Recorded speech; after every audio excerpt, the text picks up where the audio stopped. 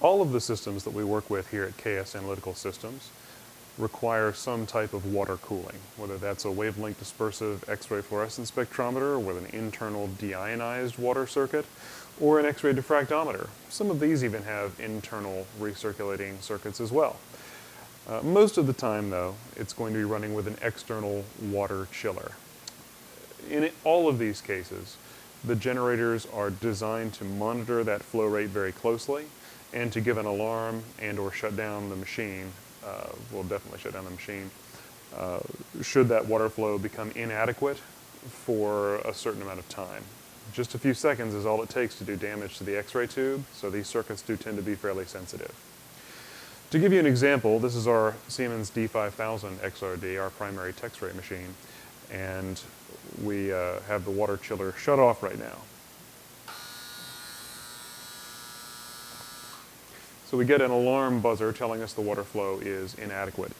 This system is running a K710D high voltage generator. It's kind of a hybrid between the old and the new systems. The older systems would simply have the buzzer, and that would be your indication that water flow is what's stopping the generator from coming on or what shut it off. The newest systems, the K780, the K760, K761, these generators rely entirely on alarm signals, either shown on the display on the front of the generator or communicated back to the computer over the serial or Ethernet connection.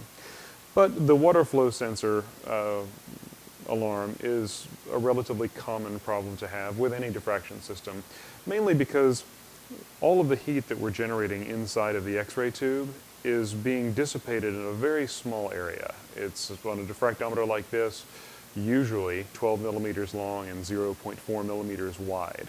That's not very much space to dump 1800 watts, 2000 watts, quite a bit of power. So this necessitates a restriction, a directing of the water inside of the X-ray tube. So there's a small cylinder with a slot in it, and that slot directly lines up opposed of where the filament is inside the X-ray tube. So the filament is inside vacuum, and then there's the anode, and then on the back side of the anode we have water being directed directly opposite of the filament. And that maximizes our cooling efficiency. We're using our water well. Even so, these systems require 4 liters per minute of water to flow through that small aperture in order to dissipate all of the heat that we're generating. So on the diffractometers, it is one of the more common questions that we get when people call in, is some type of water flow issue. Something I should mention is we heard the water flow buzzer go off for maybe 2 or 3 seconds there. That is the failure case if the water flow is very low, below 3 liters per minute. Most of these generators actually have 2 thresholds. The 3 to 4 liters per minute is the almost adequate area. So it will give you more time if the water flow rate dips into that level than it will if it drops all the way to 0 or below 3 liters per minute. That's the more rapid shutdown mode. One of the other things that does happen is we'll have a system that the user might complain of an intermittent buzzing. And what's actually happening is the water flow is fluctuating from adequate to inadequate, and the buzzer is coming on every time the water flow dips below the threshold. So that's something that we do here quite a bit. When we do annual PMs, we always clean out these sensors, clean out the common restriction points. All of this is dealt with, so many of those users don't ever see this type of thing. But for those systems that we don't see on a regular basis, this video should serve as a guide for how to diagnose and take care of this problem without the need for outside support. If you do have any questions, always feel free to call us. We'd be happy to walk you through anything over the phone. But let's dive in and take a look at this. Our X-ray tube mounts up here in the tube stand. This one's at a very high angle right now. We'll take that down for the repair. And if we're going to have a physical restriction in the system that's going to limit water flow, it's most likely to be inside the X-ray tube where that tiny little restrictor is. So we'll open that up and we'll take a look at it. The second part will be the second most common cause of this issue, and that is a situation where the water flow actually is adequate. We are getting more than 4 liters per minute through the system. However, the electronics, namely the sensor, may be stiff or sticky and not reading the water flow accurately. In that case, we're going to direct our attention to the water flow sensor, which, as I say, is the most common cause of that. Most of these can be easily rebuilt. On the D8 Series 2 and newer systems, the inner components simply have to be replaced. But we'll go through that as well in the second part of this video. The next step, once we've decided that we want to approach this as a restriction, would be to open the system up and let's take the X-ray tube out. Now, to start with, the best practice is to shut the water chiller off if possible, if it's not a big multi-instrument system. The nice thing about that is that it relieves all of the pressure inside of the water system, inside of the diffractometer or instrument that you're working on. Because opening up one of these fittings and getting sprayed with water is just not a whole lot of fun. So what I like to do is, if I have hand valves, I'll leave them open and I'll just shut the water chiller off. If I don't have the freedom to shut the water chiller off, I will simply close whatever valve cuts off water to that instrument. And maybe the first fitting that I open, I'll wrap a paper towel around it just to keep from having a little spray come out there as it depressurizes. In our case, our chiller is off, our water valves are open, so we should be good to go. You'll need a few basic tools. We've got either 2 crescent wrenches, or in my case, a 17 and a 14 millimeter open end wrench. And then just a flat blade screwdriver is all you need to remove the X-ray tube. We'll start down here at the fittings, right at the X-ray tube. Now it's critical to remember that you need 2 wrenches for this. You cannot simply twist on the hose fitting, because the tube that it's attached to is not capable of handling that much torque. It's just a thin-walled stainless steel tube. Now all you really need to do is to loosen these, but I always recommend taking them completely off, simply for the fact that so many times a loose fitting has been left loose when we turn water back on, and that makes a big mess.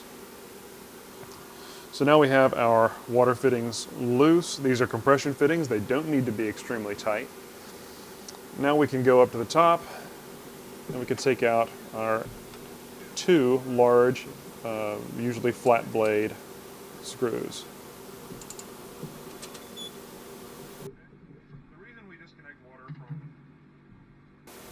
The reason we disconnect water from the base of the tube stand first is to drain the tube stand itself. If we don't do this, the water that's still in the head of the X-ray tube will drain out as we remove the X-ray tube. When that happens, we get water running down into the high voltage area. If that happens, give us a call, 940-453-8786, and we'll be happy to walk you through what it takes to get around that. We just basically need to remove the insulation and dry everything out thoroughly before we can put the tube back in. All right, now that we have our tube out, every tube is different. This is actually an older glass X-ray tube. You don't see too many glass envelopes anymore. These are definitely the older style, but this particular one is still very hot, still works very well. Many of them use Allen screws in the head. This one uses flathead screws. So we simply need to remove all of these screws while holding on to the body of the X-ray tube. It is worth mentioning that the X-ray tube windows are made of beryllium, which is considered toxic material, hazardous material. So, tube head removed. Try not to drop your screws. And here we can see we have our O-ring between the 2 pieces. Directly down there, that is the back of the anode. We put our tube down in a safe place.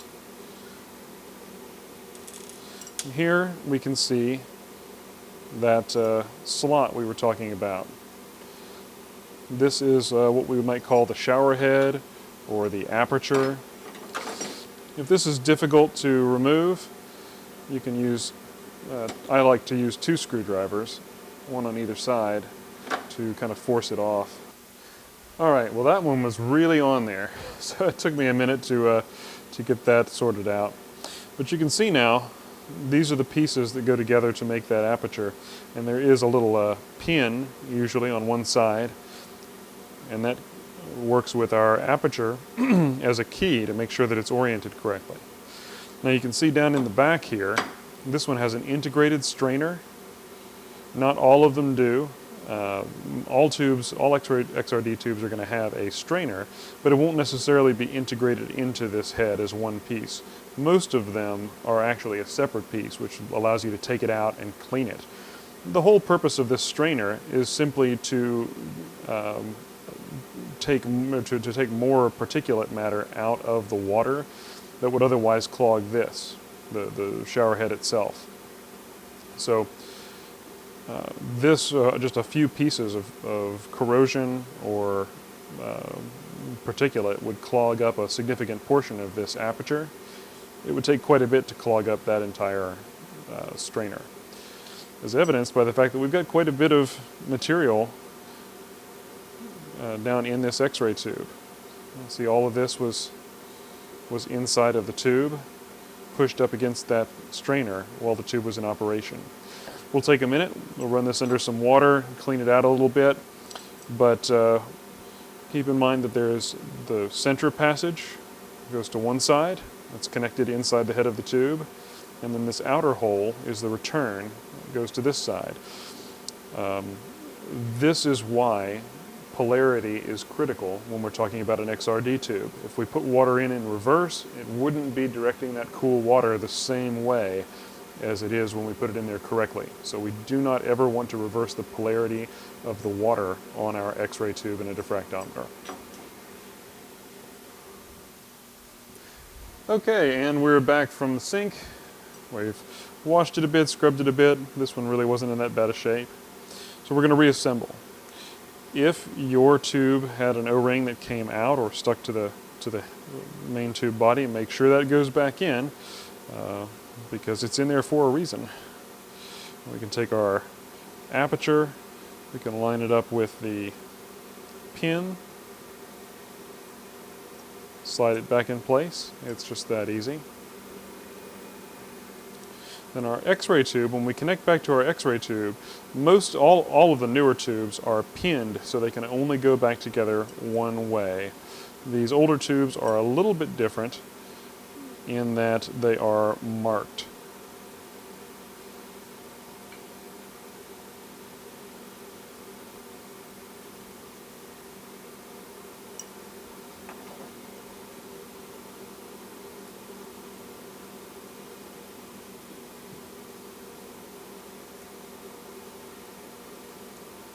So we'll get this back together and we'll reinstall. Now that we have our X-ray tube back together, all we need to do is slide it back into position and tighten it down. Now there are a few just little caveats about this that'll probably make your life a lot easier and give you a better chance of success. If we look up in here, we can see that we have 2 O-rings. These are what we call the tube stand O-rings. They seal between the tube stand and the X-ray tube itself. We replace these annually when we're doing preventative maintenance, or pretty much any time we take the X-ray tube out at a customer site. We'll go ahead and replace those. We'll go ahead and replace those O-rings. Now note on the bottom of the X-ray tube we've got a hole that lines up with this pin.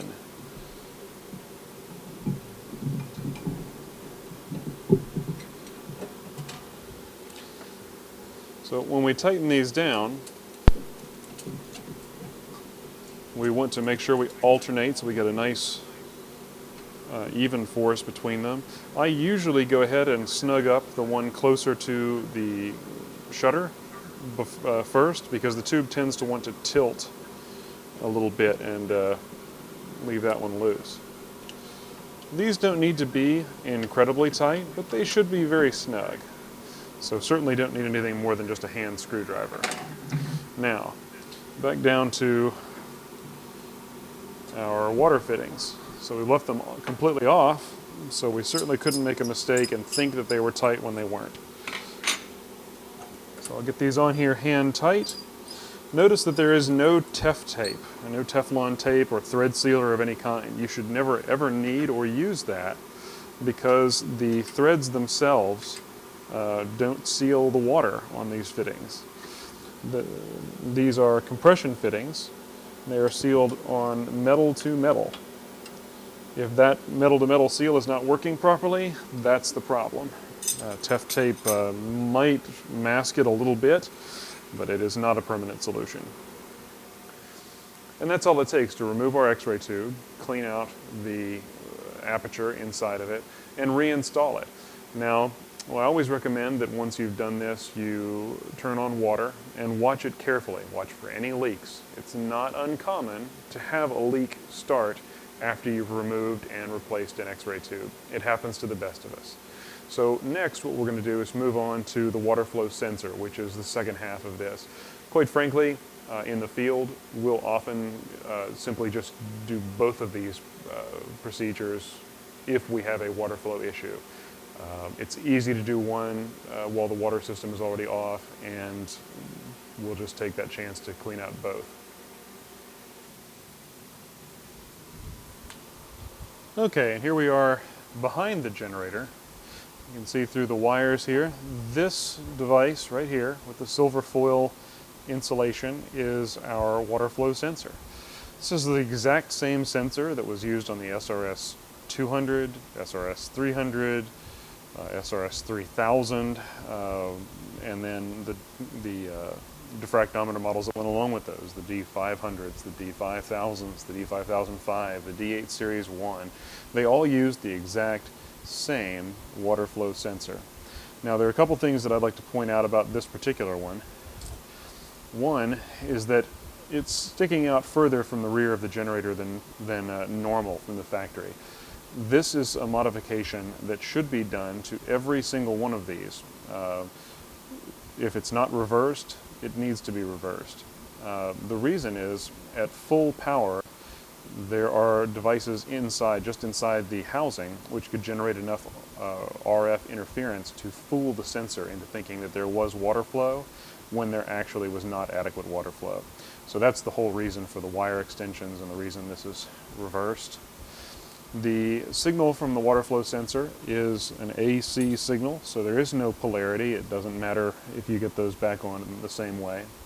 These can be tricky to remove, especially if you don't do it the easy way. So this one is held on here at the manifold with T25 Torx bolts. And the easy way to deal with this is simply to take the Torx bolts out and allow the entire manifold to move away from the back panel of the generator a bit. Once we've got some freedom to move in here, we can, let's see, this one is using Torx bolts. Don't worry if you're missing some of these bolts. Two of them is certainly adequate. It would be nice if it had all four. But we can simply remove these T10 Torx bolts or Phillips drive or flathead, whatever your particular sensor happens to have. You can remove these. You can remove it from this side, and we'll also remove them from the other side, which is a little harder to see. Having a bucket handy is not a bad idea, as we probably will have some water flow out of this.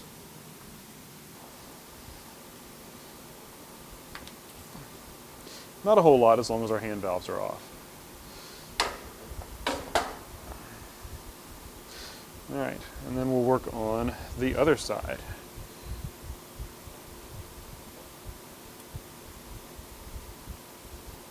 These 90-degree Torx drivers are extremely handy. We use them all the time.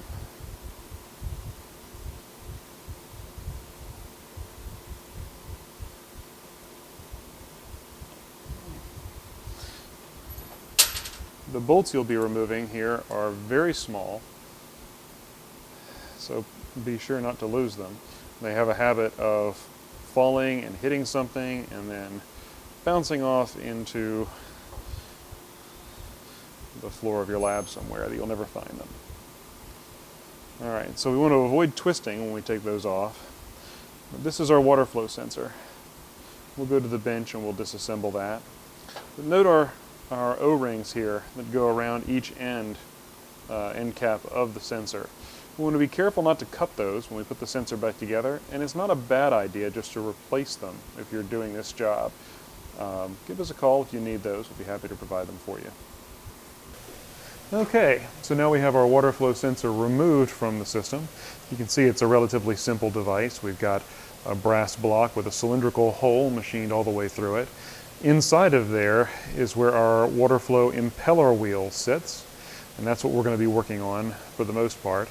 However, one other thing that you want to check anytime you've got a problem with the water flow sensor is the continuity through the coil that's in here, that it's actually what's generating our AC millivolt signal. So that should be 500 ohms. So we can take our ohm meter here and measure across the two contacts. And just as we should, we get about 500 ohms. As long as it's close, you should be fine, but if it's wide open, that's a problem. And if you did happen to find one that was dead shorted, that would also indicate a failure, though I don't usually see it that way. If you do see high resistance, you want to take a look at these connections out here. I have seen times when these small, fine wires can break off right out here. Most of these sensors have had these connections covered with epoxy or hot glue, something to stabilize those wires and strengthen that joint. However, it is a good thing to take a look at. If you find one that has an open coil and it's not these connections, it's time for a replacement water flow sensor body. There's just no way around it. However, for most of these situations, it's just stiff or sticky bushings here inside this area. So let's take a look at what it takes to separate that. Some of these, especially if we've been doing this regularly during PMs, can just be pushed out by hand, just like that. If it's harder to get out of there, you want to be very careful to not scratch the inside wall of that cylindrical hole while you remove it. However, we do make these little tools. This is just one that I keep in my own toolbox. It's a handy little device for pushing that out of there. Your mileage may vary. So this has been removed now. So we have this inner plastic sleeve. Most of these are black. This one just happens to be a white plastic sleeve. And you can see that when it's assembled, we have our, I'm not sure if that's going to focus, but we have our bushing at this side and at this side. And these are nice and tight. There's not a lot of slop between the axle in the middle and the inner surface of the bushing. We take this apart by just pulling one bushing out of that side and then the other bushing out of this side. They usually come out pretty easily. And then the impeller can come out. The impeller has these axles on it. This is where you'll get some corrosion buildup sometime, not corrosion so much as deposits built up there. So you want to take that, flow it under water, and sometimes we'll use a Scotch-Brite pad. Sometimes all it takes is a good rinsing. We'll clean up these axles. And then inside of the bushings, assuming they're in good shape, I'll usually just run that under water and use the axle itself in and out several times to clean that surface and make sure there's nothing in there and spinning freely. You do want to make sure that the bushings look good. If the bushing looks to be worn out, wallowed out, there's a lot of gap or play, that can actually cause the sensor to move slower as it vibrates back and forth in that space. So if they're starting to get worn, you probably want to replace them. Give us a call. We keep these in stock all the time. So that's about as simple as it is. You want to just rinse everything off. If your plastic sleeve was difficult to remove, a lot of the time that's due to hard water deposits building up inside this hole between the brass body and the plastic sleeve. So a lot of times what we'll do is we'll take some light sandpaper or Scotch-Brite, something like that, and we'll just clean up the inner surface of that hole. And then before we put it together, the very last step is to put a very light coat of some grease in there. High voltage grease is something people commonly have. It's very easy to put in. Simple Vaseline would work just fine. Just a very, very light coating. You just want it to be kind of glossy, not overly slippery. But that's enough for us to put this back together, and it'll make it a lot easier to take apart next time. So we'll put our Waterflow sensor back together, or impeller assembly.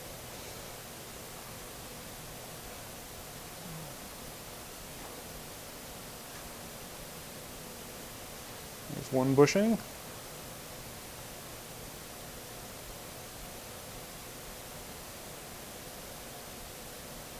And there's the other. Now you want to note these notches. You want to put them back in the way that they came out. So we really should have talked about marking that originally. The good news is that because water is flowing constantly over those surfaces while it's installed, there's usually some type of mark inside on the metal where you can tell how it came out of there. So you just slide it back in. Should not take a whole lot of force. Now the final test for this is somewhat subjective, so it's difficult to explain over the phone, but you should be able to flick this and see it spin for about a second after you flick it like that. If it's stiffer than that, it's probably too stiff, and it's never going to be looser than that. You will see that the blades kind of notch into the magnetic field. That is by design. There's our Waterflow sensor, all cleaned up and ready to replace in the system.